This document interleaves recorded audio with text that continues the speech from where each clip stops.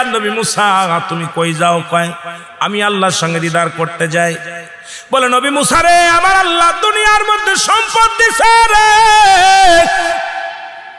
তোমার আল্লাহর কাছে একটা প্রশ্ন করবা, একটু জানি আসবা এই দুনিয়ার মধ্যে আমি আমার আল্লাহ এত সম্পদ দিছে, জমি জমা দিছে, কি আমল করলে কি কাজ করলে এই সম্পদগুলো কমে যাবে তুমি বলতে পারোনি রে? নবী মুসা রে, তোমার আল্লাহর কাছে জেনে আসবা, এত জমি জমা আমার দরকার নাই, সম্পদের দরকার নাই, তোমার আল্লাহরে বলবা কোন কাজ করলে আমার সম্পদ কমে যাবে, এই টাকা পয়সা ধন সম্পদ কমে যাবে, একটু জেনে আসবা। নবী মুসা কয় তোমার নালিশটা আমি নিলাম। দ্বিতীয় আরেকজন মহিলা, একজন মেয়েটা ডাক দে বলে নবী মুসা রে কই যাও? আমি আল্লাহর সঙ্গে দিদার করতে যাই। কয় নবী মুসা রে, তুমি আল্লাহর সঙ্গে দিদার করতে যাও, আমি তোমার কাছে একটা জিনিস জানতে চাই, তোমার আল্লাহর কাছে জেনে আসবা।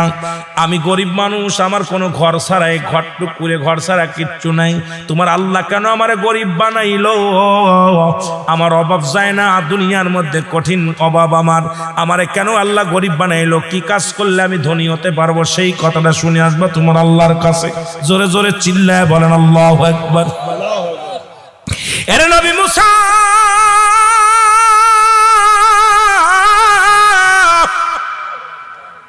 এবার যাইতে যাইতে ডাকে একটা লোক, তার পা নাই, তার হাত নাই, হাত পা কিচ্ছু নাই। ডাক দে বলে আল্লাহর নবী মুসা কই যাও? আমি যাইতেছি আল্লাহর সঙ্গে দিদার করতে যাই। বলে মুসা রে, আমারে আমার আল্লাহ কেন বানাইছে একটু জেনে আসবা। আমার তো একটা পা নাই, আমার দুটি পা নাই, আমার তো কি নাই, আমার দুটি হাত নাই, তোমার আল্লাহ কেন আমারে বানাইলো একটু জেনে আসবা রে নবী মুসা। নবী মুসা কয় আমি তোমার নালিশটাও নিলাম। তিনজনের নালিশ নিয়া নবী চলে গেলেন কোথায়? তুর পাহাড়ে চলে গেছেন। যায় দিদার দিব, আল্লাহর সঙ্গে দেখা হয়, কথা হয়, গোপনে আলাপ হয়, পর্দার আড়ালে থেকে আলাপ হয়। আমার আল্লাহরে মুসা নবী ডাকতে বলে আমার মালিক, ও আমার মালিক, আপনার কাছে আমি জানতে চাই। আল্লাহ গো, তিনজন লোকের সাথে দেখা হলো, তিনজন লোক আমার কাছে যা প্রশ্ন করেছে তাদের প্রশ্নের জবাব আমার দেওয়া লাগবে, একটু উত্তর দিয়া দাও। আল্লাহ কয় মুসা রে কি প্রশ্ন?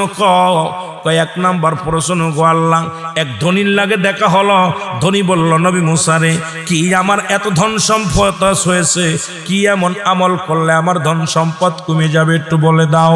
আল্লাহ রাব্বুল আলামিন ডাক দে বলে নবী মুসা রে, এত স্বাভাবিক ব্যাপার, যা তারে বলবা সেজন্য আজ থেকে আমার প্রশংসা না করে, আমার শুকরিয়া আদায় না করে, আমার শুকরিয়া আদায় না করলে আমি ধন সম্পদ সব তার কমায়া দিব, দুনিয়ার মধ্যে অভাব অনাটন তার দেখা দিবে, তারে বলবা আজ থেকে সে যেন আর প্রশংসা না করে। জোরে জোরে চিল্লায় বলা যাবে না আল্লাহু আকবার? শুকরিয়া আদায় না করেন।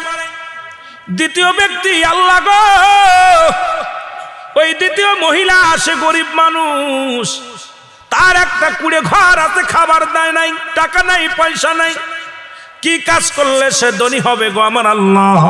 এই কথাটা বলে দিতে বলছে গো আমার আল্লাহ।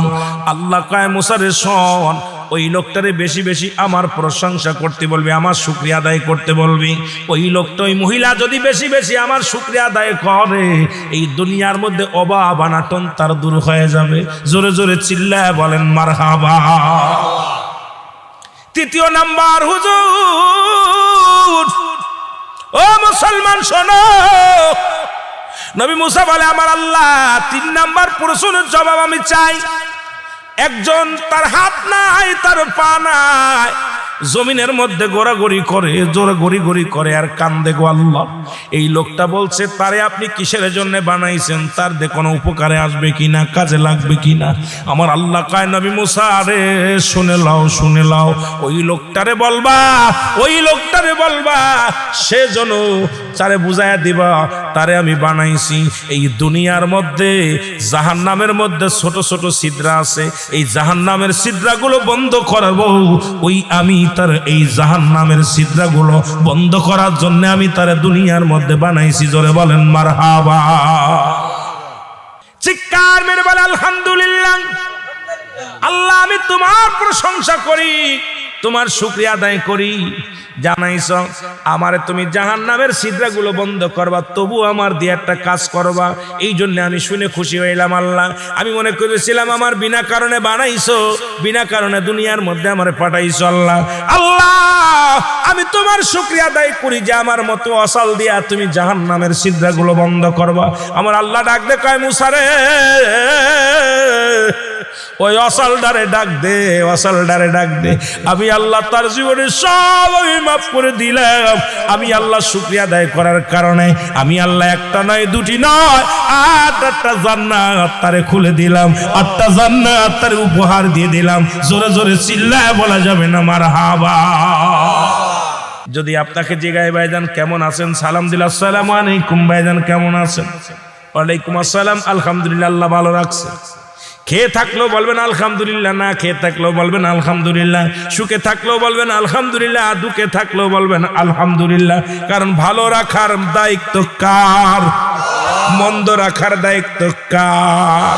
রে আজ না হয় কাল তুমি যাইবা কবরে, মরার পরে দেখবে চেয়ে গো তোমার সবই রইল পরে, মরার পরে। আরো জোরে বলেন, আজ না হয় কাল তুমি যাইবা কবরে, মরার পরে দেখবে চেয়ে গো তোমার